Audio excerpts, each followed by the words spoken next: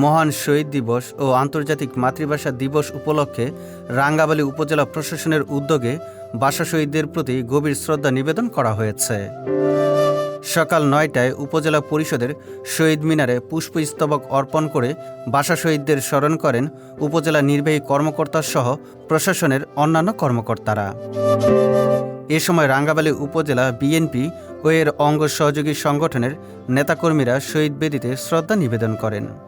এছাড়া গণ অধিকার পরিষদ, রাঙ্গাবালী প্রেস ক্লাব, বিভিন্ন সরকারি বেসরকারি প্রতিষ্ঠান, শিক্ষা প্রতিষ্ঠান, সামাজিক সাংস্কৃতিক সংগঠন এবং সাধারণ জনগণও শ্রদ্ধা নিবেদন করেন।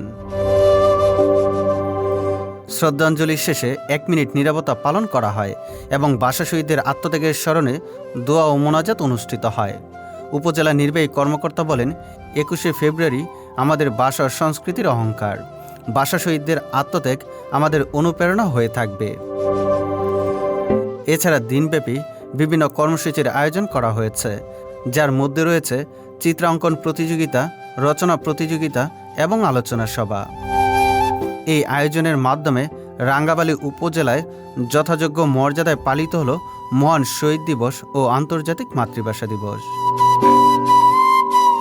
সুজিত মণ্ডল, সবার কথা।